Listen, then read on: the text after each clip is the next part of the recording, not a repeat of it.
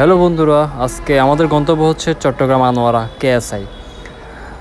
এটা হচ্ছে ইউমানের একটা ফ্যাক্টরি, ভিতরে অনেকটা থাইল্যান্ডের মতো। তো যেতে যেতে অবশ্যই আপনাদেরকে বলবো কিভাবে আমরা যাচ্ছি। প্রথমে আমরা সিমেন্ট ক্রসিং থেকে আমরা একটি ট্যাক্সি ভাড়া করে সেখান থেকে আমরা সর্বপ্রথম 15 নম্বর চলে যাব। এটা হচ্ছে 15 নম্বর ঘাট।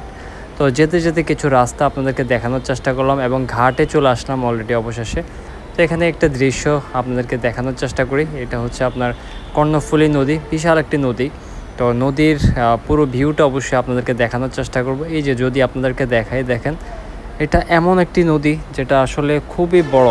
আমার দেখা কিন্তু অনেক বড় একটি নদী, কর্ণফুলী নদী। আপনারা যারা আসেননি অবশ্যই উপভোগ করতে পারেন। দেখতে কিন্তু সাগরের মতো বিশাল নদী, ঠিক আছে। তো এখানে আসলে জনপ্রতি 20 টাকা করে, তো আমরা জনপ্রতি 20 টাকা করে দিয়ে দিলাম। আমরা 3 জন, সর্বমোট 60 টাকা আসলো। তো আমরা 60 টাকা দিয়ে আমরা কিছু সিন আপনাদেরকে দেখানোর চেষ্টা করব। তো নদী পার হয়ে আমরা অলরেডি ঘাটের ওপারে চলে গেলাম, নদীর ওপারে। তো সেখান থেকে আমরা দেখি কিভাবে যাওয়া যায়। আমরা একটা অটো বা সিএনজি নিয়ে যাওয়ার চেষ্টা করতেছি।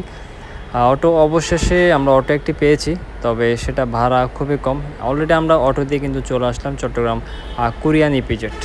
তো এখানে আসার সাথে সাথে বৃষ্টি, আমরা এক ছাতা নিচে 3 জন, দেখতে পাচ্ছেন খুবই কষ্ট। তো আসলে যে কোনো জার্নি বৃষ্টি আসলে কিন্তু অনেকটা কষ্ট লাগে, জিনিসটা মজা হয় না। তো আমরা একটু বৃষ্টি কমার পরে ভিতরে হাঁটা শুরু করলাম।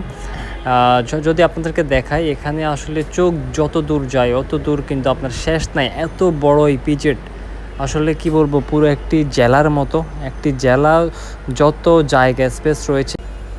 আনোয়ারা কেএসআই ইপিজেডটাও কিন্তু তার থেকে কম নয়, অনেক বড় একটি জোন, ইকোনমিক জোন যাকে বলে।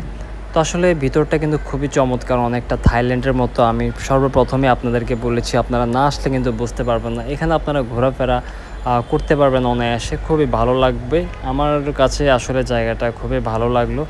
আসলে এখানে ঘোরার জন্য, বসার জন্য, আড্ডা দেওয়ার জন্য, বন্ধুবান্ধব নিয়ে, ফ্যামিলি নিয়ে ঘোরার জন্য আসলে খুবই সুন্দর একটি জায়গা। রাতে আমরা যখন সন্ধ্যায় ব্যাক করব তখন একটু দৃশ্যটা আপনাদেরকে দেখাই। এটা হচ্ছে আপনার ফ্যাক্টরি। তো আসলে যত বড় জায়গা, এখানে কিছুটা ফ্যাক্টরি আছে, বাকি এগুলো কিন্তু আপনার জঙ্গল কিংবা আপনার বিভিন্ন দৃশ্য, গাছপালা দিয়ে আসলে তারা সৌন্দর্যটা ঘিরে রেখেছেন, ঠিক আছে। এটা হচ্ছে আপনার ফ্যাক্টরি। তো রাতের দৃশ্যটা কিন্তু খুবই চমৎকার লাগলো, যা আপনাদেরকে দেখানোর চেষ্টা করলাম। অবশেষে আমরা ব্যাক করার পালা। এখন কোরিয়ান ইপিজেডের দৃশ্যটা দেখতে পাবেন। এটা হচ্ছে মেন গেট। আমরা এখন এই গেট দিয়ে আসলে মূলত বের হবো। তো যারা যারা আসেন না, অবশ্যই আসতে হলে আপনাকে চট্টগ্রাম আনোয়ারা ইপিজেড কেএসআই বললে সবাই চিনিয়ে দিবে। তো আশা করি জায়গাটা আসবেন, আপনারও ভালো লাগবে এবং কিছু কিছু সৌন্দর্য উপভোগ করতে পারেন। তো ব্লগটি ভালো লাগলে অবশ্যই লাইক, কমেন্ট, শেয়ার করে